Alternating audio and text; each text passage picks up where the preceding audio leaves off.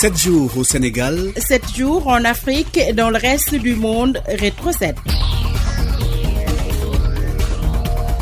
Bienvenue à la rétrospective de Radio Sénégal. Législative anticipée du 17 novembre, le chef de l'État appelle à une campagne apaisée. C'est lors d'une déclaration de presse vendredi soir au Palais de la République.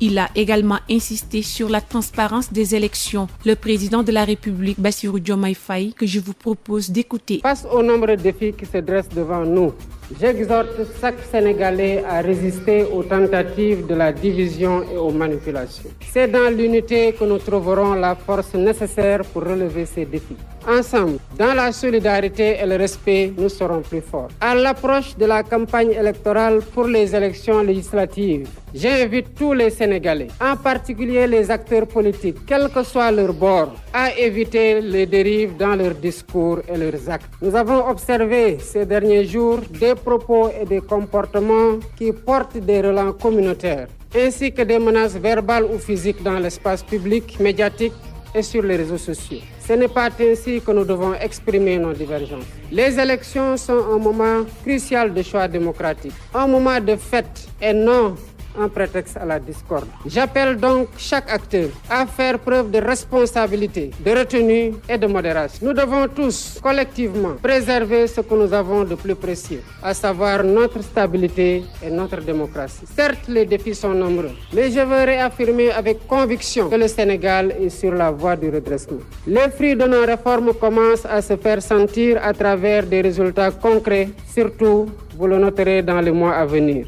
Je souhaite à tous les Sénégalais et à tous les acteurs politiques une campagne électorale pacifique et digne. Et je vous garantis que ces élections seront libres, démocratiques et transparentes et que le meilleur gagne. Vive le Sénégal. C'est également la polémique qui enfle sur la possibilité d'un débat entre Ousmane Sonko et son prédécesseur à la primature, Amadou Ba. Le Premier ministre Ousmane Sonko avait interpellé Amadou Ba le lundi via un tweet, l'invitant publiquement à un débat contradictoire sur des questions économiques. En acceptant l'invitation, Amadou Ba a précisé que le débat porterait sur les rapports évoqués et des sujets cruciaux comme l'économie, les libertés et les ressources naturelles. Cependant, le Conseil national de régulation de l'audiovisuel CNRA a sorti un communiqué le vendredi pour interdire toute diffusion du débat entre les deux. Le motif de cette interdiction est de respecter l'égalité de traitement entre tous les candidats à la course des législatives anticipées du 17 novembre. Retour sur les assises des États généraux des transports publics qui sont tournées autour de 3 principaux axes: gouvernance, financement et l'exploitation du secteur des transports. L'ouverture de cette cérémonie a été présidée par le président de la République au Centre international de conférence Abdou Diouf. Youssouf Konté nous en dit plus. De prime abord, le président de la République, Bassirou Diomaye Faye, a fait l'état des lieux du secteur des transports. Notre déficit en infrastructures physiques et numériques reste très élevé, nonobstant les progrès réalisés. Au Sénégal, la mobilité des personnes en toute sécurité et en toute sûreté demeure un défi permanent. Malgré l'amélioration de la qualité de nos infrastructures routières, les accidents continuent de faire encore de nombreuses victimes. De plus, les embouteillages chroniques, particulièrement à Dakar, occasionnent des pertes de temps considérables malgré les efforts déployés dans la construction de routes, de ponts et la réalisation de projets de transport urbain de masse. Ces états généraux, une occasion de proposer des solutions. Il s'agit de répondre aux besoins croissants des usagers en renforçant la compétitivité de notre économie, notamment à travers le développement des chemins de fer et des corridors routiers ouest-africains. Un tel projet ne peut se réaliser sans un dialogue inclusif, direct et prospectif entre les différents acteurs de l'écosystème des transports présents ici aujourd'hui.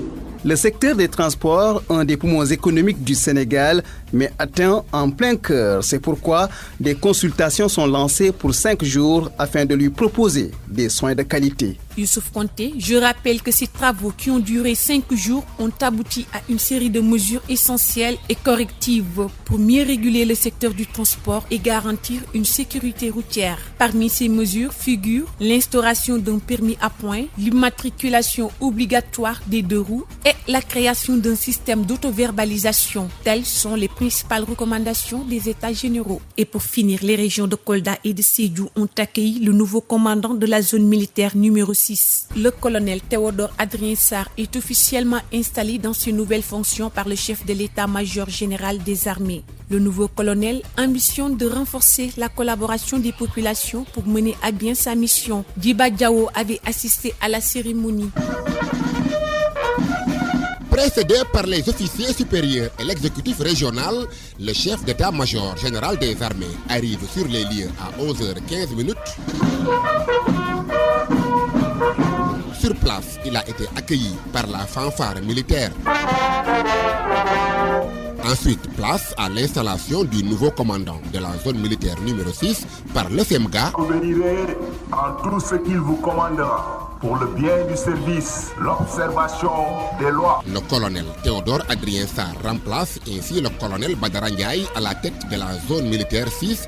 Il mise sur la sécurité collaborative pour réussir sa mission. Ma mission tourne essentiellement autour de la protection des populations et de leurs biens, de la défense de l'intégrité du territoire national. De plus en plus, on parle de sécurité collaborative. Sous-entend qu'il y a bien entendu des gens qui sont au cœur de cette sécurité, notamment des forces de défense et de sécurité, mais qui ne sont pas les seuls acteurs de cette sécurité. En effet, les populations elles-mêmes sont actrices de leur propre sécurité. Et c'est tous ensemble, en synergie, que nous devons atteindre cet objectif sécuritaire. Couvrant les régions de Kolda et de Sédhiou, la zone militaire numéro 6 a été créée en 1997. Djiba Diawo, Kolda, pour Radio Sénégal. C'est tout pour ce présent numéro. Merci d'avoir été avec nous. Merci à Aaron Diouf et Adi Fatou Bari qui ont réalisé cet épisode. On se donne rendez-vous, grâce à Dieu, dimanche prochain. Rétro 7, l'essentiel de l'actualité de la semaine avec la rédaction de Radio Sénégal.